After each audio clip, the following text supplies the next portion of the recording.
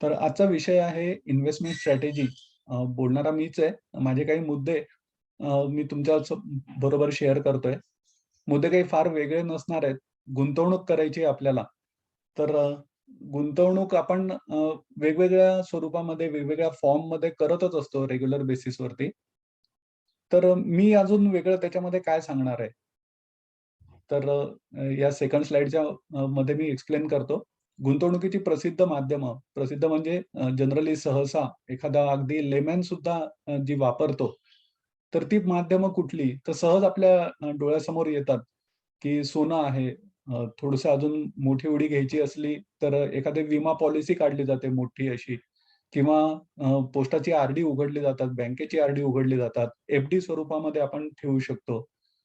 सोनं आपण घेतो पिरियॉडिकली म्हणा किंवा काही सणवार, उत्सव, काही कार्यक्रम अशा निमित्ताने. मोठी अजून उडी घ्यायची झाली, तेवढे फंड्स आपल्याकडे अवेलेबल असले, तर आपण रिअल इस्टेटकडे सुद्धा वळतो. इन्व्हेस्टमेंट त्या पद्धतीने करतो. एखादं दुकान घेणं, एखादं घर घेणं, जागा घेणं, प्लॉट घेणं हे प्रचलित आहेत सगळे गुंतवणुकीची साधनं. तर ही प्रसिद्ध माध्यमं आहेत आणि शेअर बाजाराशी रिलेटेड अर्थातच either mutual fund, backdoor entry into the market किंवा डायरेक्ट इंटू स्टॉक मार्केट. आता ॲडिशनल एक फॅक्टर ओपन झालेला आहे, तो क्रिप्टोकरन्सीचा. त्याच्यामध्येही बरेच जण इन्व्हेस्ट करतात. पण सध्या तरी ती लाट क्रेझ या स्वरूपामध्ये चाललेली आहे. त्याला तसं बघितलं तर खूप चांगला सपोर्ट म्हणा किंवा सगळ्यांकडनं म्हणजे सर्व मान्यता मिळणं, ते अजून झालेलं नाहीये. सगळ्यांना त्यांनी एक्सेप्ट केलेलं आहे आणि सहज सगळ्यांना ते करायला मिळतंय.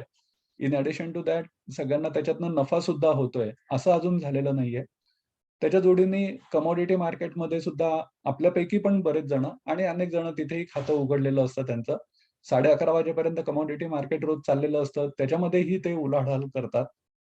अपार्ट फ्रॉम दॅट ह्या सगळ्या गुंतवणुकीची जी प्रसिद्ध माध्यमं मी आता सांगितली, त्याच्यातल्या बऱ्याचशा माध्यमांची तुमची आणि जवळपास सगळ्यांचीच म्हणजे तो ग्रुपमध्ये असू दे, नसू दे, त्याला काही फार माहिती असू दे, नसू दे, बाय डिफॉल्ट त्याचं कुठेतरी एखादा सेव्हिंग बँकेमध्ये अकाउंट असतं. एफ-डी तिथे केली जाते. बँकेचा स्टाफच त्यांच्या कधी-कधी सजेस्ट करतो, मागे लागतो म्हणूया आपण, की तुम्ही म्युच्युअल फंडही घ्या. त्याच्याशी लिंक म्हणजे म्युच्युअल फंड आणि विमा असं कॉम्बिनेशन असलेल्या पण स्कीम्स तिथे अवेलेबल आहेत. तर तुम्ही त्यासुद्धा घ्या. तर अशा पद्धतीने त्याची ओळख असू दे, नसू दे, तो त्या गुंतवणुकीच्या चक्रामध्ये हळू गुंतला जातो. अ, ज्यावेळेला लग्न समारंभ, मुंज वगैरे असे काही मोठे कार्यक्रम असतात, तर त्यावेळेला सोन्याचं घेणं, ते दागिने घेणं किंवा एखाद्या अ, उत्सवामध्ये सुद्धा कधी-कधी असं सांगितलं जातं, की तुम्हाला धातू एखादा मौल्यवान धातू हा घेणं कंपल्सरी आहे त्याच्यामध्ये पार्टिसिपेट होण्यासाठी. तर त्यानिमित्ताने सुद्धा त्यांची इन्व्हेस्टमेंट अशी होत असते. तर या नाही त्या प्रकारांनी तुम्हाला माहिती असू दे किंवा नसू दे, तुम्ही त्याच्यामध्ये इन्व्हॉल्व होत जाता हळू आणि मग ज्याप्रमाणे तुम्हाला नफा मिळतोय किंवा जे सेक्टर तुम्हाला आवडतंय आणि जे तुम्हाला असं लक्षात येतं, की अरे नाही त्याच्यामधनं आपल्याला काहीतरी फळ मिळतंय त्याचं चांगलं अपेक्षित असं, तर त्याच्यामध्ये तुम्ही जास्त गुंतत जाता. शेअर मार्केटमध्ये गुंतवणूक करणं हे तसं बघितलं तर थोडंसं जरा टाळतात अगदी कॉमन लोकं सुद्धा. कारण पुन्हा आधी सांगितल्याप्रमाणेच किंवा तुम्हाला सगळ्यांना माहिती आहे त्याच्याप्रमाणे, की जे प्रचलित आजकाल आहे किंवा अनेक वर्ष झाले आहे, की 1,00,000चे 12,000 करणं हे अगदी संज्ञा तुम्ही आम्ही सगळ्यांनी ऐकलेली असेल, ज्यांचा शेअर बाजाराशी संबंध नाहीये. जे ॲक्चुअल त्याच्यामध्ये इन्व्हॉल्व झाले, त्यांना खरोखरच याच्यामधले धोके आहेत का? आणि किती आपण स्वतःला सांभाळत त्याच्यामध्ये गुंतवणूक करत जावी, हे लक्षात येतं. मूळ मुद्द्यांच्या कडे वळण्याच्या अगोदर जरा एक 2-3 गोष्टी फक्त मी तुमच्याबरोबर शेअर करतो. गोष्टी म्हणजे अक्षरशः शब्दशः त्या गोष्टीच आहेत. तुम्हाला आठवत असेल लहानपणी किंवा मोठेपणी सुद्धा काही छोट्या-छोट्या गोष्टी ज्या आपण ऐकत असतो वेगवेगळ्या वयोमध्ये, तर त्या आपल्याला पुढे जीवनामध्ये पण उपयोगी असतात. त्याच्यापैकी एक प्रसिद्ध गोष्ट तुम्हाला कदाचित आठवत असेल, की एक लाकूड तोड्या तो जंगलामध्ये जात होता आणि तो रोज फांद्या कापून आणायचा. झाडं नव्हतं तोडत, पण फांद्या कापून आणायचा आणि त्या फांद्या विकून जे काही लाकूड विकून त्याचा तो दैनंदिन गुजारा करत होता. आणि तो गुजारा करताना त्याचं असं लक्षात यायला लागलं, की अरे आपला जी मिळकत आहे, ही मेहनत तितकीच आपली होतीये. पण प्रत्येक दिवशी एकतर फांद्या कमी तोडल्या जातायत आणि त्या फांद्या कमी तोडल्यामुळे डिमांड असून सुद्धा, मागणी असून सुद्धा आपण जेवढी पाहिजे तेवढी डिमांड सॅटिस्फाय नाही करू शकत आहे. तर त्याच्यामुळे आता मेहनत अजून करायला पाहिजे. एक विद्वान त्याला भेटला. तो म्हटला, की अ, "थोडंसं तू तुझ्या वर्तनामध्ये बदल कर. तुझी कुऱ्हाड एखाद्या सोनाराकडे किंवा जे धातू काम करतात त्यांच्याकडे घेऊन जा आणि त्या कुऱ्हाडीला छानपैकी धार लाव. ती धार लावल्यामुळे तुझ्या परफॉर्मन्सवरती फरक पडेल. मग तीच कुऱ्हाड जी आधी त्याला आपण असं म्हणूया, की 10 फांद्या तोडून देत होती. नंतर ते 10, 9, 8, 7 असं घटत गेलं. म्हणजे पूर्ण दिवसभर काम केलं तरी आधी 10 फांद्या तो तोडू शकत होता. आता 2-3 फांद्या राहिल्या. तेवढ्याच त्याला तोडता येत होत्या. ती धार बोथट झाल्यामुळे तो कुठेतरी अडखळत होता किंवा त्याला हवे तसे रिझल्ट मिळत नव्हते. तो गेला त्याला कुऱ्हाडीला व्यवस्थित धार लावून आणली आणि पुन्हा एकदा त्याचा परफॉर्मन्स इम्प्रूव्ह झाला. काय होतं बरेच वेळेला आपल्याला माहिती असतात अनेक गोष्टी, पण आजचं सेशन किंवा असे सेशन आपण ऐकत राहावेत एखाद्या चांगल्या माणसाकडनं म्हणा किंवा बघूया आपण चांगलं वाईट हे नंतरच ठरतं एखादं सेशन झाल्यानंतर. तर त्याच्यामध्ये पार्टिसिपेट होत राहावं. स्वतःची जी मतं आहेत ती सुद्धा शेअर करत राहावेत. आपल्या कुऱ्हाडीला धार होते नक्कीच आणि समोरच्याच्याकडनं पण आपल्याला काहीतरी आपल्या कुऱ्हाडींना धार लावून मिळते. त्याच्याही कुऱ्हाडीला धार लागली जाते. तर हा एक छोटासा प्रयत्न त्या दृष्टीने आहे. अजून एक गोष्ट त्याच्यामध्ये शेअर करायची आहे, की हेनरी फोर्डची एक गोष्ट आहे ती तुम्हाला कदाचित माहिती असेल सगळ्यांना. त्याची फॅक्टरी म्हणजे ज्यावेळेला त्यांनी गाड्या बनवायची सुरुवात केली, गाड्यांचा कारखाना त्यांनी काढला. तर त्यावेळेला कुठेतरी असा तो एकदा स्टकअप झालेला होता, की एक फॉल्ट झाला त्याच्या मॅन्युफॅक्चरिंगमध्ये आणि तो फॉल्ट काहीही केल्या त्याच्या वर्कर्सना तो फाइंड आउट करता येत नव्हता. तर अर्थातच त्याला बाहेरनं कन्सल्टन्सी घ्यायला लागली. बाहेरचा एक एक्सपर्ट त्याला बोलवायला लागला. तो आला. तो आल्यानंतर जस्ट त्यांनी जिथे काही फॉल्ट होता ज्या मशीनमध्ये त्याचं निरीक्षण केलं. निरीक्षण केल्याबरोबर त्यांनी हार्डली एक 2 ते 3 मिनिटामध्ये 2-3 स्क्रू पिरगळले आणि तो फॉल्ट रिपेअर झाला आणि त्याचे त्यांनी $100 मागितले. $100 नसतील कदाचित, एक उदाहरण म्हणून सांगतोय. तर ते $100 मागितल्यानंतर फोर्डने त्याला सांगितलं, की "अरे, हे 1 किंवा $2चं काम आहे फक्त. त्याचे तू $100 कसे काय मागणी करतोयस त्याची?" तर त्याने ते सांगितलं, की $1 किंवा $2 हे जे तुम्ही सांगताय, हे अगदी वास्तव आहे, की ते जे फिटिंग करायचं होतं मला किंवा जो फॉल्ट फक्त मला काढायचा होता, त्याच्यासाठी जो वेळ लागला, हा वेळ हार्डली एक 2 किंवा 3 मिनिटाचा किंवा तो कोणालाही सहज म्हणजे जमू शकेल असा होता.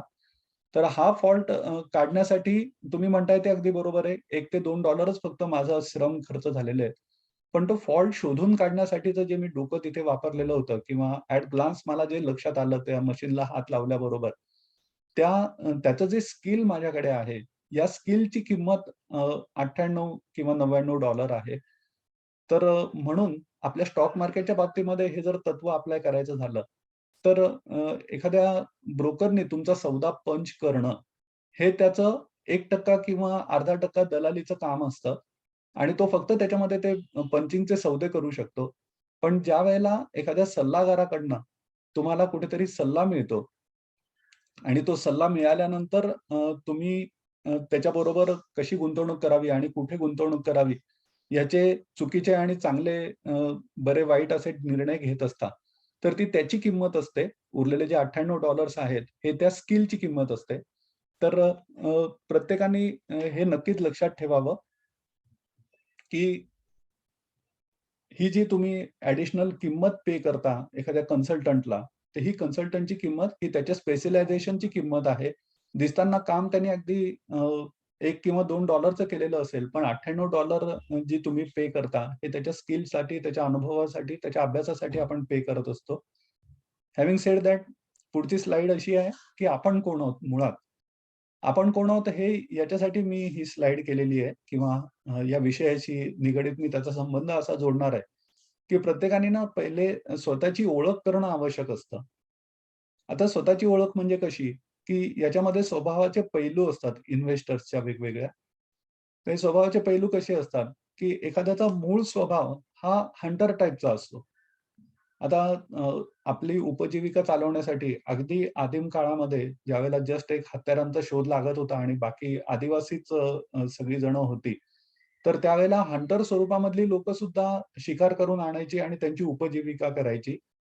तर त्याची जर मेंटॅलिटी त्या टाइपची असेल आणि त्यांनी जर कल्टिव्हेटर टाइपचं काम करायला सुरुवात केलं, तर हे प्रॅक्टिकली त्याला त्याच्यामध्ये सक्सेस रेशिओ हा वेगळ्याच पद्धतीने मिळतो आणि एखादा कल्टिव्हेटर जर जंगलामध्ये धनुष्यबाण घेऊन किंवा जी काही इतर साधनं आहेत, ती घेऊन जर तो तिकडे जंगलामध्ये हंटिंग करायला निघाला, तर त्याचा माइंडसेट हा कल्टिव्हेटरचा असल्यामुळे त्याच्या डोळ्यासमोर दिसताना, अरे, मी याची शिकार कशी करू? त्याची पूर्ण कुटुंब, त्याची पिल्लं, पिल्लावळं वगैरे इतर सगळ्या ज्या गोष्टी असतात, तर त्याच्या ज्या डोळ्यासमोर येतील. तर म्हणून एखादा तुम्ही कल्टिव्हेटर आहात, की तुम्हाला असं आवडतं, की छान आपण बियाणं आणावं, त्याची मशागत करावी, त्याला वेळेवरती खत, पाणी वगैरे घालावं आणि ते जे त्याचं पीक येईल, हे पीक आपण विकावं. मग अर्थातच त्याच्यासाठी लागणारं ड्युरेशन किंवा इतर ज्या काही गोष्टी येतात, या सगळ्या कल्टिव्हेटर टाइपचा जो काही इन्व्हेस्टर असतो, त्याने त्या मान्य केलेल्या असतात. पण यांनीच जर रोल त्याचा बदलला आणि तो जर त्या हंटरच्या स्वरूपामध्ये शिरला, तर हंटिंग त्याच्यामध्ये त्याला जमूच शकणार नाही. कारण तो शेर कसा शोधायचा, त्याची शिकार कशी करायची आणि शिकारीला असं 5-5, 6-6 दिवस आपण बघत असलो, की ते जंगलामध्ये फिरतात आणि 5-5, 6-6 दिवस ते राजे-महाराजे पूर्वी ते शिकारीला जायचे, तर ते लवकर यायचे नाहीत.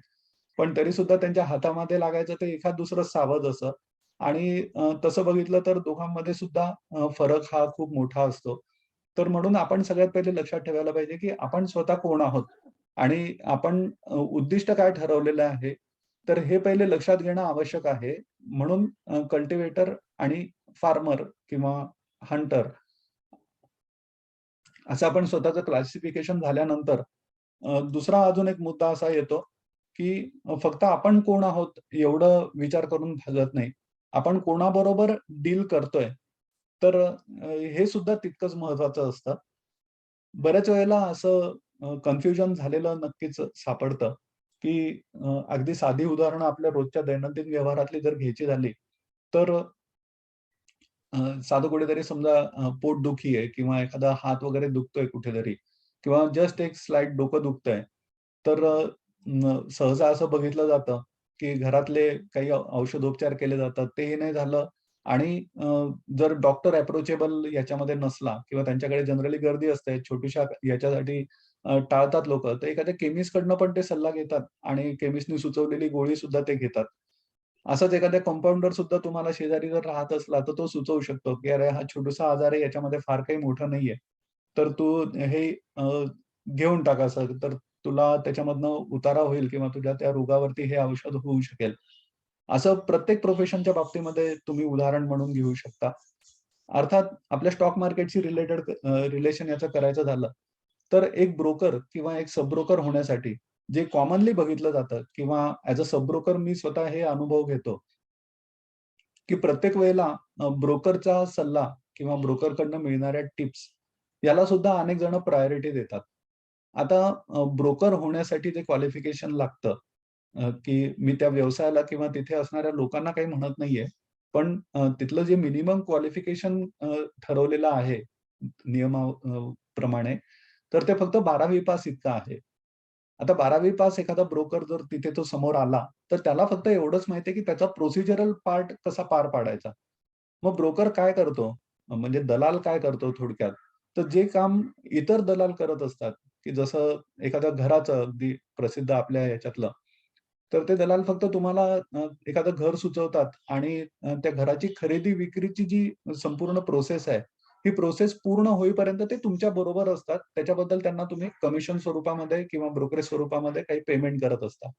तर असे सगळे ब्रोकरला तुम्ही जर एका पारड्यामध्ये तोडलं, तर ब्रोकरकडनं मिळणारे सल्ले हे कितपत तुम्हाला लाभदायक ठरतील, हे सांगू शकत नाही.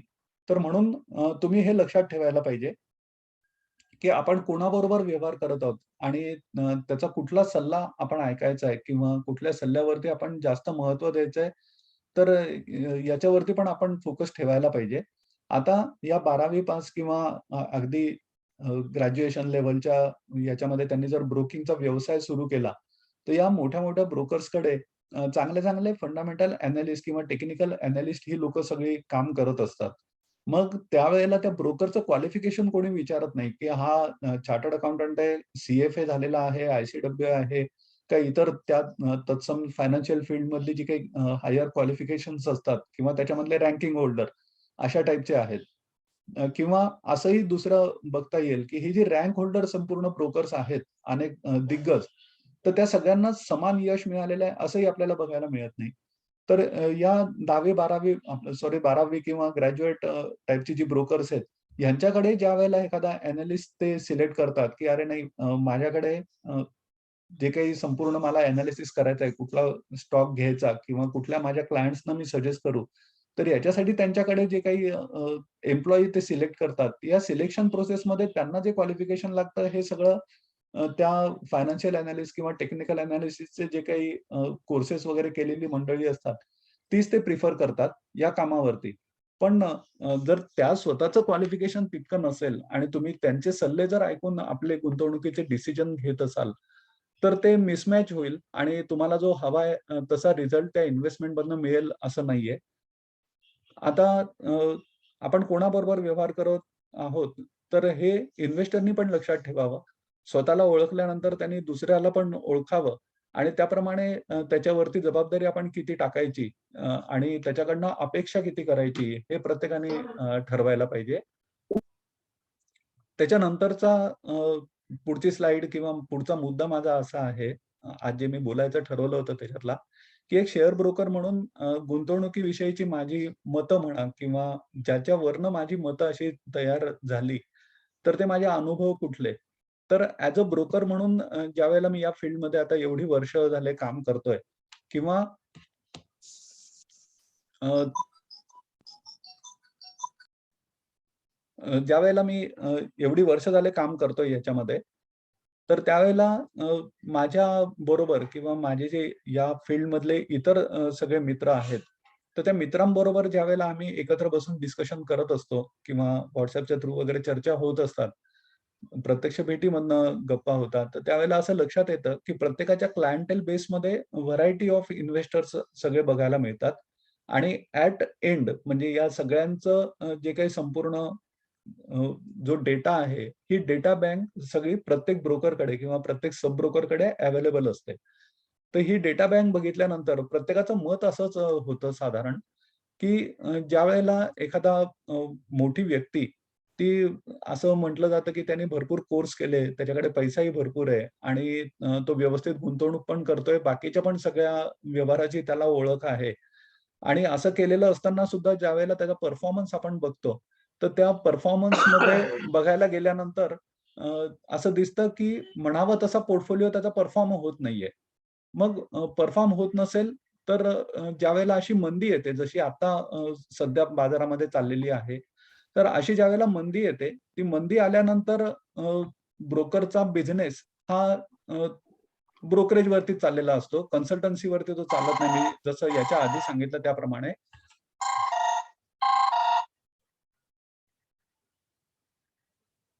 तर ब्रोकरचा बिझनेस जर हा संपूर्ण ब्रोकरेजवरती चालत असेल आणि आत्ताचे जे हे मंदीचे दिवस आहेत थोडेसे, तर या मंदीच्या दिवसांमध्ये जर त्याचं उत्पन्न याच्या आधी जेवढं त्याला मिळत होते, ज्यावेळेला व्होलाटाईल मार्केट किंवा वन साइड मार्केट किंवा घेतलेले शेअर विकले जात होते, पुन्हा एकदा नवीन शेअर घेतले जात होते.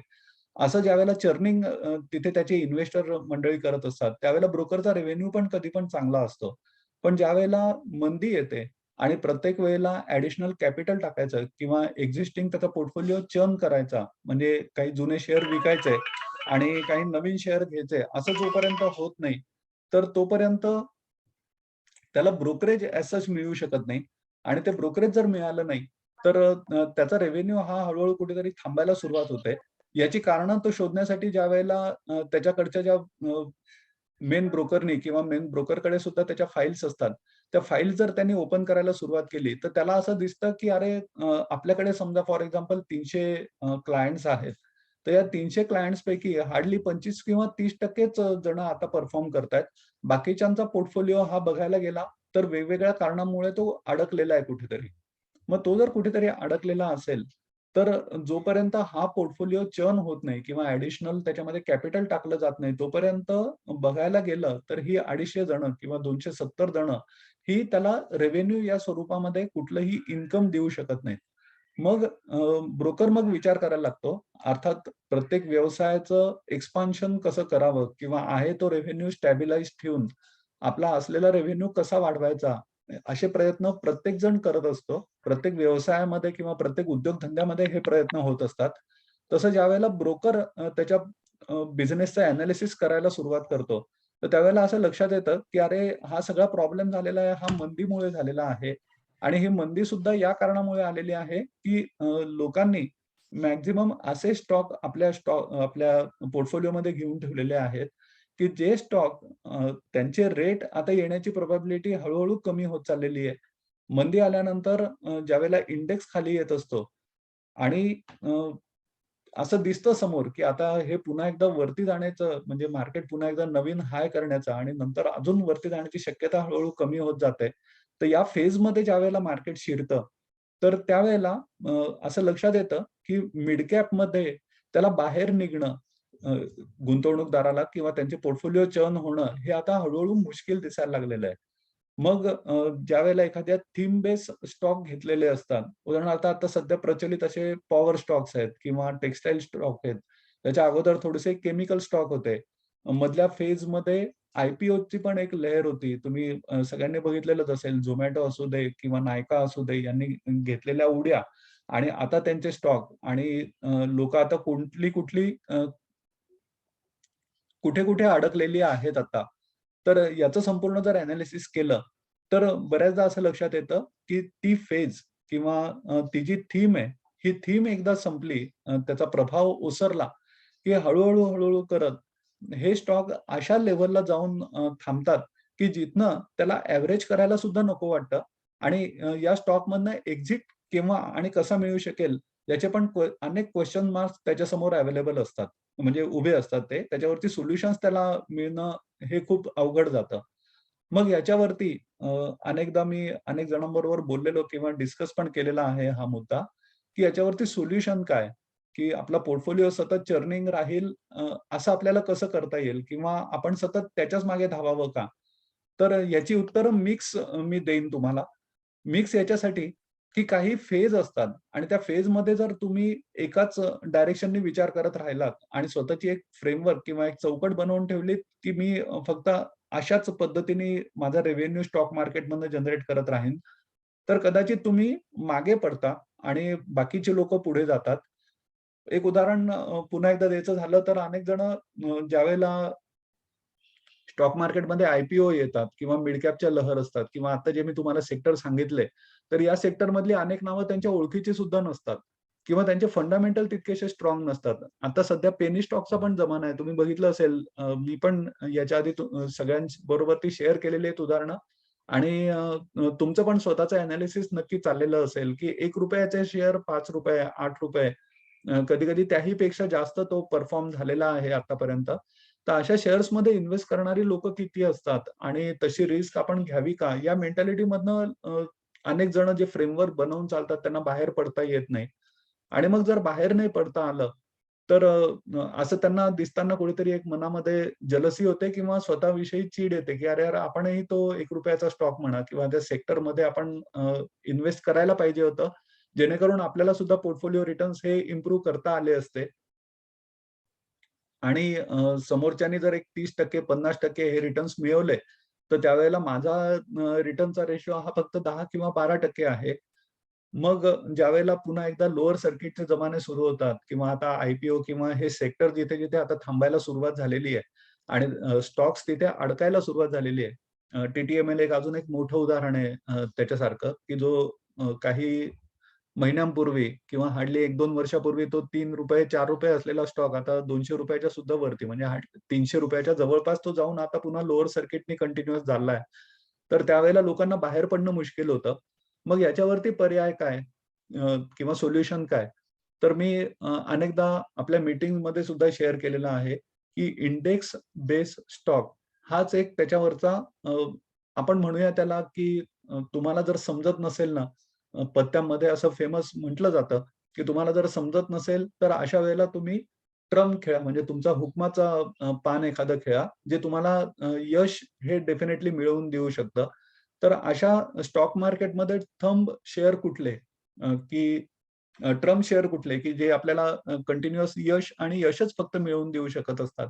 तर माझं जे मत आहे किंवा हा जो पोर्टफोलिओ स्टॉक मी याच्या आधी ज्याचं वर्णन केलं, की एखादा ब्रोकर ज्यावेळेला त्याच्या बिझनेसकडे बघतो.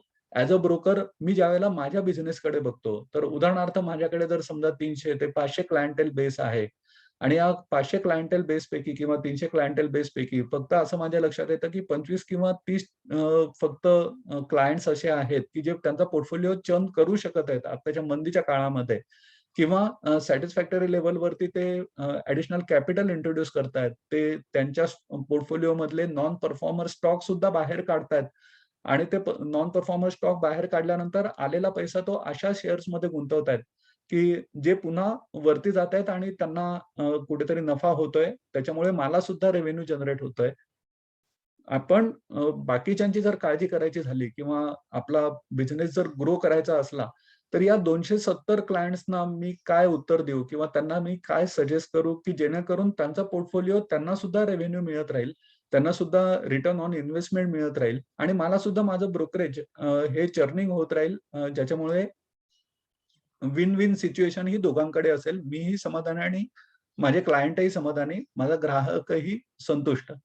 तर ही पोझिशन आजकालच्या जमान्यामध्ये किंवा मी तर असं प्रेडिक्ट करेन, की पुढचे 6-8 महिने तरी असे राहणार आहे, की ज्याच्यामध्ये तुम्हाला इंडेक्स बेस स्टॉक जे असतील, तेच फक्त तुम्हाला एंट्री आणि एक्झिट हे सॅटिस्फॅक्टरी लेव्हलवरती मिळवून देऊ शकतील. तर कदाचित ही मतं सगळ्यांना पटू शकत असतील असं नाहीये. आता याच्यापैकी सिलेक्शन कसं करावं अशा या इंडेक्स स्टॉकचं? तर मी असं ऑब्झर्व्ह केलेलं आहे, अ, आणि कदाचित तुम्ही पण बरेच जण ग्राफ वगैरे बघता. हल्ली खूप कॉमन आहे आणि थोडंसं एक टेक्निकलचा सपोर्ट वगैरे प्रत्येकाने आपल्या डिसिजन मेकिंगच्या वगैरे जे क्विक डिसिजन घ्यायचे असतात, अशा वेळेला घ्यायलाच पाहिजे. तर एखाद्या इंडेक्सचा ग्राफ जर तुम्ही बघितला किंवा एखाद्या स्टॉक चा तुम्ही इंडेक्स बेस स्टॉकचा जर तुम्ही ग्राफ बघितला, तर तुमच्या लक्षात येईल की दोन्ही कोरिलेट होतात आणि कोरिलेट झाल्यानंतर इंडेक्सचा जर वीकली किंवा मंथली किंवा क्वार्टरली, 6 मंथली असे जर वेगवेगळ्या पातळ्यांचे तुम्ही ग्राफ बघितले, साधं Google म्हणा, मनी कंट्रोल म्हणा, अशा ज्या सुप्रसिद्ध वेबसाईट्स आहेत, तर त्याच्यावरती जर तुम्ही जाऊन ते इझिली अवेलेबल ट्रॅक केलेत, तर ॲट ग्लान्स एखाद्या लेमनला सुद्धा ते वाचता येऊ शकतात, की गेल्या 3 महिन्यातलं किंवा गेल्या महिनाभरातलं इंडेक्सचं वर्तन कसं आहे? म्हणजे हाऊ इट बिहेविंग असं लक्षात येतं, की अ, जर एखादा शॉर्ट टर्म त्यांनी बघितला ग्राफ 15 दिवसांचा म्हणा किंवा 1 महिन्याचा आणि कंपेअर केला तो 3 किंवा 6 महिन्यांच्या परफॉर्मन्सशी. तर मी जो एक माझा ठोकताळा बनवलेला आहे, हा ठोकताळा असा आहे, की प्रत्येक वेळेला अ, निफ्टी निर्देशांक किंवा सेन्सेक्स हा त्याच्या आधी जाता-जाता सहज सांगतो, की ज्यावेळेला निफ्टी 100 पॉइंटची मूव्हमेंट देतो, तर त्यावेळेला बॉम्बे स्टॉक एक्सचेंजचा सेन्सेक्स हा कधी पण 3 टाइम्स म्हणजे 300 पॉइंटची त्याची मूव्हमेंट असते. हे कोरिलेशन कंटिन्युअस चाललेलं असतं. तुम्ही केव्हाही ऑब्झर्व्ह करून बघा. तर त्याच्यामुळे आपण गृहीत धरू शकतो, की निफ्टी जर 100 पॉइंट वरती किंवा खालती असेल, तर प्रपोर्शनेटली सेन्सेक्स हा 300 किंवा 300 पॉइंट वरती किंवा 300 पॉइंट खालती असणारच. हे कोरिलेशन आहे दोघांमधलं. तर मग मी असं सांगत होतो किंवा मी हा एक ठोकताळा माझ्या डोक्यामध्ये फिट करून ठेवलेला आहे, की पूर्ण महिन्याभरातले कधीही काढा तुम्ही ॲबनॉर्मल सिच्युएशन्स सगळ्या सोडून द्या. तेजीचे असू दे किंवा मंदीचे असू दे. तर ओव्हरऑल जर तुम्ही दर महिन्याचा असा एक ग्राफ बघितला, त्याचे हाय लो इझिली मिळतात. कसे मिळतात ते हवं असलं तर मी एक स्क्रीन शेअर करून तुमच्याबरोबर दाखवीन सुद्धा. तर महिनाभराचा जर तुम्ही तो ग्राफ काढलात समोर आणि त्याचे हाय लो जर कंपेअर केलेत विथ 6 मंथ लेव्हलवरती, तर तुमच्या असं लक्षात येईल, की पूर्ण दर महिन्याचे उच्चांक एका महिन्यातला उच्चांक निर्देशांकाचा आणि त्या महिन्यातला निच्चांक याच्यामध्ये बरोबर साधारण 1% ते 3% एवढे फरक असतात. आता एक दिवसभरामध्ये निफ्टी आपण निफ्टीचंच उदाहरण घेऊन चालूया. एक दिवसभरामध्ये निफ्टी किती हलतो? तर ॲबनॉर्मल दिवस पुन्हा दर दिवसातले काढून टाकले. 20 ट्रेडिंग सेशन असतात. याच्यापैकी 16 किंवा 18 वेळेला तरी असं होतं, की 1 ते 1.25% निफ्टीची रोजची मूव्हमेंट असते. कमीत कमी हां.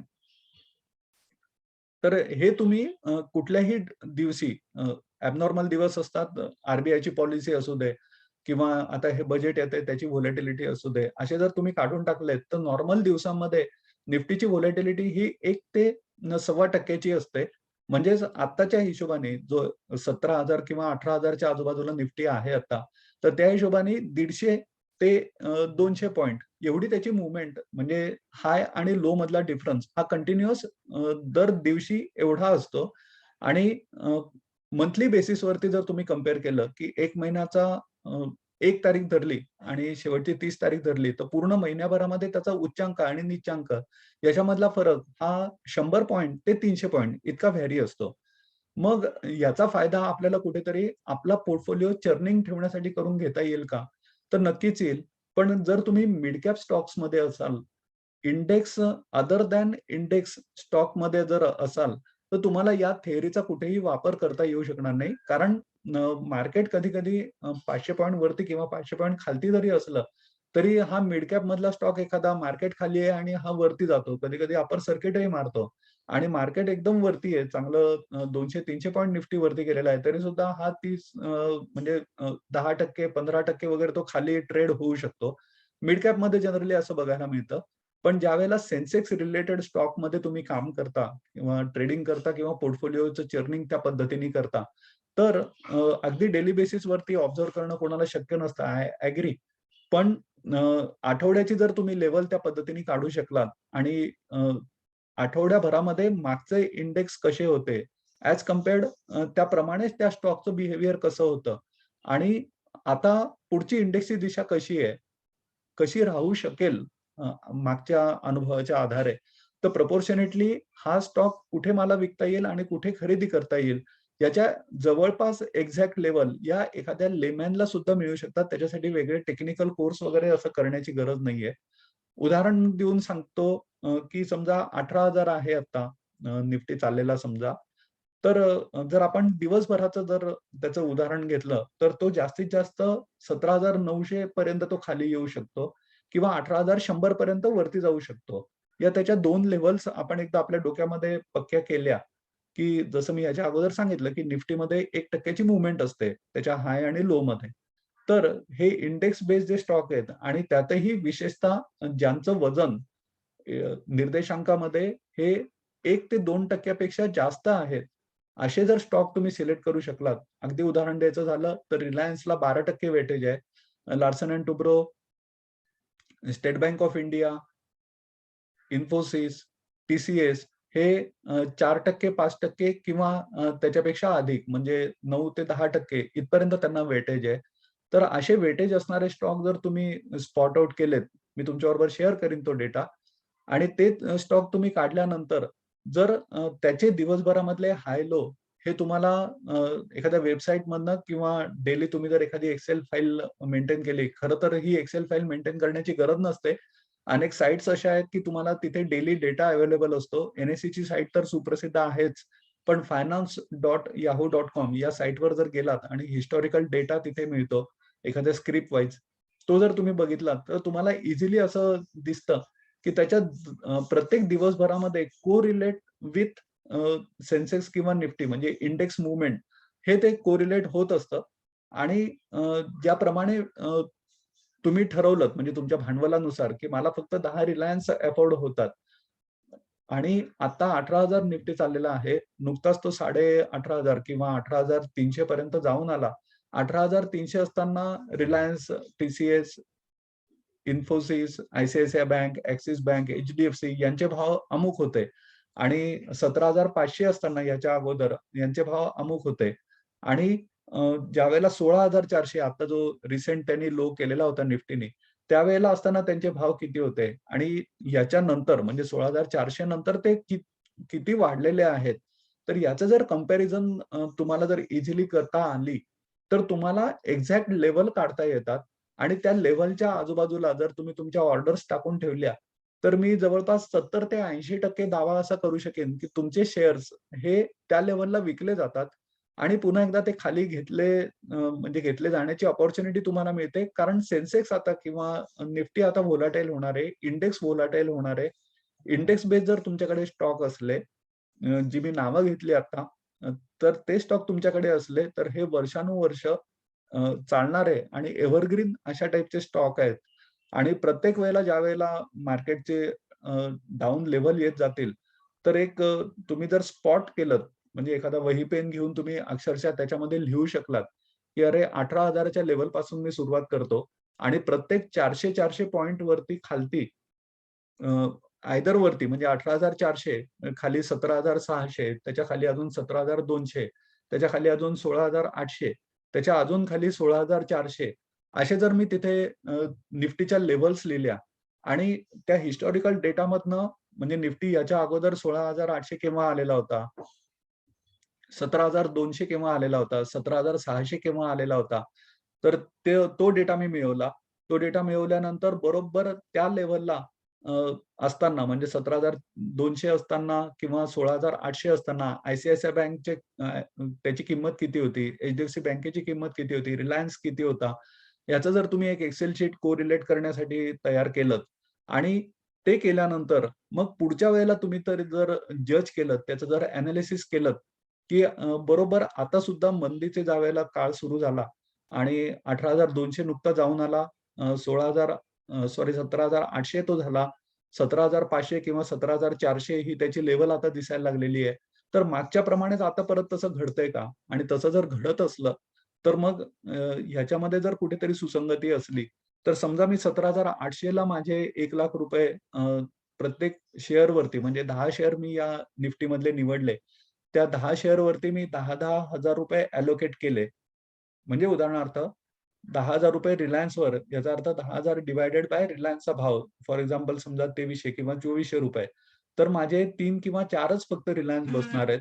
टी-सी-एस 4,000 च्या आजूबाजूचा भाव आता म्हणजे फक्त माझे 2च टी-सी-एस बसणार आहेत. अशा पद्धतीने मी जर ते अलोकेट केले प्रत्येक शेअरवरती 10,000 आणि तुम्ही एक उदाहरण म्हणून करून बघा स्वतःची एक एक्सेल फाईल तयार करून, की मागच्या डेटाच्या आधारे मी जर असा प्रयोग करून बघितला, की 17,800 असताना मी जी ₹1,00,000 ची इन्व्हेस्टमेंट केली, त्याला जोड देण्यासाठी 17,600 म्हणजे तिथनं 400 पॉइंट खाली आल्यानंतर मी ॲडिशनल एक्झॅक्ट सगळे शेअर अजून ॲडिशनल ₹1,00,000 लावून केले. अजून तो 400 पॉइंट खाली आला. अजून मी ₹1,00,000 त्याच्यामध्ये इन्व्हेस्ट केले. अजून तो 400 पॉइंट खाली आला. मी परत ₹1,00,000 इन्व्हेस्ट केले. तर तुमची ही जी स्टेप्स आल्या या स्टेप्स आल्या 16,800 पर्यंत. तर निफ्टी 1000 पॉइंट खाली पडल्यानंतर एकदा तरी कमीत कमी 50% तरी वरती जातो. 16,800 तो आल्यानंतर याची खात्री आहे आपल्याला, की तो 400 पॉइंट वरती जाणारच आहे. 16,800 चा जो तुम्ही स्टॉक घेतलेला आहे किंवा जो माल आपण म्हणूया त्याला जो घेतलेला आहे, हा माल तुम्ही 17,200 आल्यानंतर त्यातले निम्मे विकू शकता.